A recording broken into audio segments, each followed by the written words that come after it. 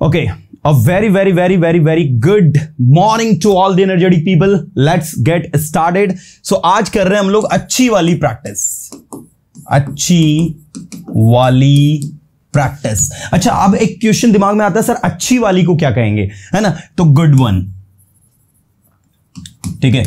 आपने कहा वो वाली, दैट वन, लाल वाली, रेड वन, ब्लू वाली, ब्लू वन। तो जहां ये वाला लग जाता है ना, ठीक है, जैसे आपने कहा वो वाला घर, दैट वन हाउस, है ना, तो वो वाला, दैट वन, ये वाला, दीज वन, तो वन लगता है उसमें, याद रखना है ना। चलो अभी मैं आप लोगों को करवा रहा हूं अच्छी वाली प्रैक्टिस। अच्छी वर्ड हमारा कौन सा है? हिंदी का प्यारा सा वर्ड है ना। चलो आ जाओ, मजे के साथ में अच्छी वाली प्रैक्टिस की शुरुआत करते हैं। जो मैं पूछूंगा उसको आपको ट्रांसलेट करना है, उसमें अपना 100% देना है, कोशिश करना है अच्छे से अच्छा उसको बोलने की, क्योंकि आपका जो ट्रांसलेशन होता है या आपके ब्रेन के अंदर जो भी चीजें हिंदी में है उसको हम जब इंग्लिश में बोलने की कोशिश करते हैं ना, तो इससे हमारा प्रैक्टिस अच्छा होता है, हम लोग कॉन्फिडेंटली चीजों को रख पाते हैं। चलिए, so let's get started dear students. मैंने कहा मैं तैयार हूं बोलने के लिए, I am ready to speak, है ना, I am ready to speak. देखो, जब आप बोलते हो मैं तैयार हूं तो आप क्या बोलते हो? आई एम रेडी। लेकिन जब आप बोलते हो मैं तैयार हूं बोलने के लिए, तो to speak, I am ready to speak. लेकिन जब आप कहते हो मैं तैयार हो रहा हूं, तो आपको बोलना होता है आई am getting ready, I am getting ready बोलने के लिए। तो देखो यहां पर गेटिंग में आईएनजी लगेगा, गेटिंग हो जाएगा, I am getting ready to speak. अब आप कहोगे सर तैयार को रेडी कहेंगे, तैयार होने को गेटिंग रेडी, ऐसा क्यों? तो एक फॉर्मूला याद रखो कि जब किसी एडजेक्टिव के आगे को आप वर्ब बनाते हो, जैसे तैयार होना, तो गेट प्लस एडजेक्टिव। तैयार होने को इंग्लिश में क्या कहेंगे? गेट रेडी, ठीक है। मैं लिखता हूं कुछ एडजेक्टिव, ध्यान देना। तैयार होने को इंग्लिश में कहेंगे गेट रेडी, ठीक है। गुस्से करने को इंग्लिश में बोलना गेट एंग्री। जैसे मैंने कहा मैं गुस्सा कर रहा हूं, आई एम गेटिंग एंग्री, तुम गुस्सा कर रहे हो, यू आर गेटिंग एंग्री, है ना। ऐसे ही गेट हॉट, जैसे चाय गर्म हो रही है, इट इज गेटिंग हॉट, है ना। चाय ठंडी हो रही है, इट इज गेटिंग कोल्ड। तो इस गेट के बाद में जो भी एडजेक्टिव आप लगाओगे वो उसके मीनिंग को कैरी करेगा। दूसरा, आप जो है ना, एक तो गेट के प्लस साथ एडजेक्टिव लगा के करते हो, साथ में आप बी प्लस एडजेक्टिव भी लगाते हो। बी प्लस एडजेक्टिव कैसा होता है? जैसे मैंने कहा बी रेडी, बी रेडी का मतलब भी क्या होता है? तैयार होना। जैसे मैंने कहा तुम्हें तैयार होना चाहिए, यू शुड बी रेडी, तुम्हें वहां जाने के लिए तैयार होना चाहिए, you should be ready to go there. तो बी रेडी, दिस इज। ऐसे होता है बी एंग्री, बी एंग्री का मतलब भी होता है गुस्सा होना। मैंने कहा you should not be angry, तुम्हें गुस्सा नहीं होना चाहिए, है ना। And you are getting angry, तुम गुस्सा हो रहे हो। यहां पर गुस्सा होना as a main verb use हो रहा, तो गेटिंग एंग्री हम लिख रहे हैं। लेकिन बी कहां लगा रहा है? जब बी वर्ब हो रही है। जैसे देखो मैंने कहा फॉर एग्जाम्पल तुम्हें इस बात पर गुस्सा नहीं होना चाहिए, you should not be angry on this issue, you should not be angry on this issue. अब आप कहोगे क्या सर मैं ऐसा लिख सकता हूं, you should not get angry on this issue? बिल्कुल बोल सकते हो, यह भी सही है, गलत नहीं होगा। यू शुड नॉट गेट, आप इस तरीके से बोल सकते हो, you should not get angry on this issue, ये भी बिल्कुल आपका सही माना जाएगा। तो इस तरीके से be angry is equal to get angry, be ready is equal to get ready, similar meaning है। तो फंडा क्या सीखा हमने कि बी के बाद एडजेक्टिव लगाओ, गेट के बाद एडजेक्टिव लगाओ, वर्ब बनाओ, व्हाट फंडा। ओके, तो आपने कहा मैं तैयार हो रहा हूं, आई एम गेटिंग रेडी। मैं वहां जाने के लिए तैयार हो रहा हूं, I am getting ready to go there. मैं इंग्लिश सीखने के लिए तैयार हो रहा हूं, I am getting ready to learn English. मैं जानता हूं आप इंग्लिश सीखने के लिए तैयार हो रहे हो, I know you are getting ready to learn English. तैयार हो जाओ, गेट रेडी इंग्लिश सीखने के लिए, टू लर्न इंग्लिश। तैयार हो जाओ इंग्लिश सीखने के लिए, get ready to learn English. मैं हमेशा तैयार हूं, I am always ready, I am always ready. मैं हमेशा आपकी मदद करने के लिए तैयार हूं, I am always ready to help you. मैं जानता हूं आप हमेशा तैयार रहते हो कुछ न कुछ नया करने के लिए, I know you are always ready to do something new. क्या आज आप तैयार हो? Are you ready? हाँ सर मैं तैयार हूं, yes sir I am ready. अगर सच में हो तो कमेंट में लिखो yes sir I am ready, yes sir I am ready. So what I am telling की है ना, अटेंशन देना पड़ेगा। क्या देना पड़ेगा? अटेंशन देना पड़ेगा। चलो मैंने कहा क्या आप जानते हो वो कौन है? Do you know who is he? क्या सही है? नहीं है। जब कोई WH वर्ड सेंटेंस के बीच में आता है, do you know who is he, क्या सही है? नहीं है। सही क्या होगा? हु ही इज, ठीक है। तो सही वाला जो आपको बनाना है वो ये बनेगा, do you know who is he. ठीक है, क्या बोलोगे, बोलो एक बार फिर से, do you know who he is. क्या आपको पता है वो कौन है? Do you know who he is. मुझे नहीं पता वो कौन है, क्या कहोगे? I don't know. बोलो जरा फटाफट, मुझे नहीं पता, I don't know who he is. मुझे नहीं पता वो कौन है, I don't know who he is. आपको पता होना चाहिए वो कौन है। You should know who he is, who he is. मुझे पता है, आई नो, मुझे उसके बारे में सब कुछ पता है, I know everything about him. मैं इंग्लिश सीखना चाहता हूं, I want to learn English. मैं पढ़ाई करना चाहता हूं, आई वॉन्ट टू स्टडी। मैं पढ़ाई करना चाहूंगा, I would like to study. आप पढ़ाई क्यों कर रहे हो? Why are you studying. आप इंग्लिश क्यों सीख रहे हो? Why are you learning English. आपको इंग्लिश सीखने की जरूरत है, you need to learn English. ठीक है, आपको यहां आने की जरूरत है, क्या कहोगे? आपको यहां आने की जरूरत है, you need to come here. फिर से बोलो, you need to come here. मैं यहां आना चाहता हूं लेकिन मेरे पास समय नहीं है, क्या कहोगे? I want to come here, I want to come here but I have no time. तुम अभी क्या कर रहे हो? तुम अभी क्या कर रहे हो? What are you doing now? मैं अभी कुछ नया करने के लिए तैयार हो रहा हूं, I am getting ready to do something new. क्या आपको पता है ये क्या है? Do you know what this is? क्या आपको पता है ये क्या है? क्या बोलेंगे? क्या आपको पता है ये क्या है? Do you know what this is? हाँ, मुझे पता है ये क्या है। Yes, I know what this is. मुझे पता है लेकिन आपको नहीं पता है। I no but you don't know. आपको क्यों नहीं पता? Why you don't know? आपको पता होना चाहिए, यू शुड नो। मैं तैयार हूं सीखने के लिए, I am ready to learn. मैं तैयार हूं बोलने के लिए, I am ready to speak. मैं बोलना चाहता हूं, आई वॉन्ट टू स्पीक। आपकी प्रॉब्लम है कि आप कोशिश नहीं करते हो। क्या कहेंगे, बोलो? Your problem is that you don't try, और you can say your problem is not to try.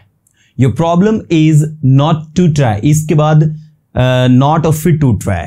अगर आप कोशिश करो ना तो आप कोई सा भी काम कर सकते हो। If you try you can do any work. कोई सा भी काम, एनी वर्क। कोई सा भी लड़का, एनी बॉय। कोई सी भी लड़की, एनी गर्ल। ठीक है, कोई सी भी क्लास, एनी क्लास। मैंने कहा आप कोई सी क्लास में बैठ सकते हो, you can sit in any class. आप किसी भी लड़के को बुला सकते हो, you can call any boy. आप किसी भी लड़की को वहां भेज सकते हो, you can send any girl there. आप किसी भी स्टूडेंट से कुछ भी पूछ सकते हो। आप कुछ भी आ गए मतलब anything. You can ask anything to any student. You can ask anything to any student. मैं कुछ भी नहीं पूछूंगा किसी भी स्टूडेंट से। I will not ask anything to any student. I will not ask anything to any student. तो जब ये कोई आता है ना, कोई का कॉन्सेप्ट सीखो अभी। कोई मतलब क्या होता है? एनी। सर कोई मिस्टर शर्मा आपको बुला रहा है। अब यहां पर कोई जो है, एनी, एक अननोन व्यक्ति जो है, जो कि मिस्टर शर्मा, हमको पता नहीं कौन है वो, तो कोई mister Sharma, any mister Sharma is calling you. कोई मिस्टर वर्मा आपका वेट कर रहे हैं, क्या कहोगे? Any Mr Verma is waiting for you. कोई निशा आपको बुला रही है sir. Sir any Nisha is calling you, क्या कहोगे? सर एनी निशा। अब ये एनी क्यों लगाया निशा के आगे, जबकि निशा तो प्रॉपर नाउन है ना? प्रॉपर नाउन के आगे आप कैसे डिटरमिनर्स लगा सकते हो, जबकि डिटरमिनर्स का उपयोग जो होता है वो किसके आगे होता है? कॉमन नाउन के आगे। भैया ये ऐसी सिचुएशन है जिसमें आपका proper noun as a common noun काम करता है, क्योंकि आपको नहीं पता कौन निशा है। तो भैया उसका नाम निशा है, तो आप बोल रहे हो कोई निशा आपको बुला रही है। Any Nisha is calling you. ठीक है, कोई मिस्टर वर्मा आपका वेट कर रहे हैं, जाइए उनसे मिल लीजिए। Annie Mr Verma is waiting for you, go and meet him. Oh Mr Verma, yeah I know him, he is a good guy. Okay, so this is the way to speak. So Annie कहां use हो गया आपका, समझो। तो any मतलब क्या हो गया? कोई। कोई पर्सोना इंस्टीट्यूट का कॉल है, जैसे आपको हमारी टीम ने कॉल किया, okay, and you just say कि आपके घर में किसी ने कॉल रिसीव किया and the number was tapped as a persona institute. So what you would say? Your husband just picked up the call, your wife has just picked up the call, or anybody in your family has picked up the call. So what he would say? Any persona institute is calling you. Is it your call? Any persona institute is, oh yeah, that call is from persona institute. Yeah, I know, I actually called them and now they must be calling me back. Okay, so this is the way to answer. तो मैं चाहूंगा है ना, आप इनकी practice को routine में लाएं, यू नो, क्योंकि क्या होता है कि भाई बहुत सारी चीजें हम जानते हुए भी नहीं कर पाते। जिस देखो डिटरमिनर्स का एक सिंपल सा फंडा बताता हूं। एनी जो है ये कोई का मतलब देता है, और ये अफर्मेटिव में भी लगता है, नेगेटिव में भी लगता है और इंटरगेटिव में, सब जगह लग जाता है। इसको ऐसा कोई परहेज नहीं कि भाई मैं इसी के साथ लगूंगा। ठीक है, जैसे मैंने कहा कोई लड़का आ रहा है, एनी बॉय इज कमिंग। कोई लड़का रो रहा है, एनी बॉय इज क्राइंग, तो देखो अफर्मेटिव बन गया। कोई लड़का नहीं रो रहा है, any boy is not crying. अब होता क्या है, जैसे आपने इसको नेगेटिव में बनाया है, आपने लिखा any boy is not crying, कोई लड़का नहीं रो रहा है। तो एक फॉर्मूला होता है कि भैया जहां भी सेंटेंस में एनी और नॉट साथ में दिखे तो वो नो हो जाता है। तो आप इसको ऐसा भी लिख सकते हो और करके कि नो बॉय इज क्राइंग, कोई लड़का नहीं रो रहा है। कोई लड़की वहां नहीं जा रही है, क्या कहोगे? No girl is going there. फिर से बोलो, no girl is going there. कोई भी लड़की सुन नहीं रही है, नो गर्ल इज लिसनिंग। ठीक है, कोई भी लड़की उसकी ओर ध्यान नहीं दे रही, no girl is paying attention on him. Okay, कोई भी लड़का उसकी बात नहीं सुन रहा है, no boy is listening to him. इसलिए उसने बोलना बंद कर दिया, that's why he stopped speaking. That's why he stopped speaking, इसलिए उसने बोलना बंद कर दिया। सो यू कैन सी कि नो का यूज कैसे हो रहा है। तो एनी ऐसे यूज होता है, तो एनी, नो, सम। ठीक है, जैसे आप बोलते हो ना कि नो कार, कोई कार नहीं, नो बाइक, कोई बाइक नहीं, नो स्टूडेंट, कोई स्टूडेंट नहीं। मैंने कहा कोई भी स्टूडेंट वहां नहीं जाना चाहता, तो क्या कहोगे? No student wants to go there. कोई भी स्टूडेंट वहां जाना नहीं चाहता, no student wants to go there. कोई भी उसकी मदद नहीं करना चाहता, nobody wants to help him.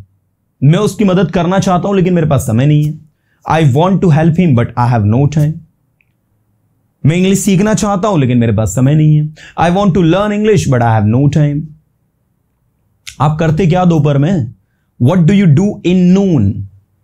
मैं दोपहर में पढ़ाई करता हूं, आई स्टडी नून। मैं इंग्लिश बोलता हूं, आई स्पीक इंग्लिश। मैं समझता हूं आपकी प्रॉब्लम को, आई अंडरस्टैंड योर प्रॉब्लम। मैं लिखता हूं, आई राइट। मैं सोचता हूं, आई थिंक। मैं स्टेज पर आता हूं, आई कम ऑन द स्टेज। मैं इंग्लिश पढ़ाता हूं, आई टीच इंग्लिश। मैं अपने दोस्तों की मदद करता हूं, I help my friends. Okay, so बार बार जितने ज्यादा सेंटेंसेस आपके ब्रेन के अंदर होंगे ना, उतना शानदार आपका प्रैक्टिस होगा। ज्यादा से ज्यादा सेंटेंस आपके ब्रेन में आना चाहिए, ज्यादा से ज्यादा चीजें आनी चाहिए। आपने कहा कुछ लड़के अपना समय खराब कर रहे हैं, बताइए इसमें से कौन सा सेंटेंस सही होगा? कुछ लड़के अपना समय खराब कर रहे हैं। Some boys are wasting his time. और दूसरा मैंने लिखा some boys are wasting their time. चलो बताओ इन दो में से कौन सा सही है, ए वाला कि बी वाला? या सम आपका एज डिटर्मिनर यूज हो रहा है। एक ये वाला में देखो कौन सा सही है और इसमें बताना।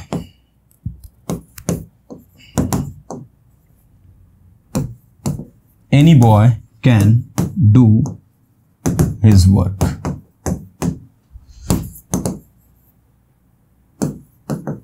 Any boy can do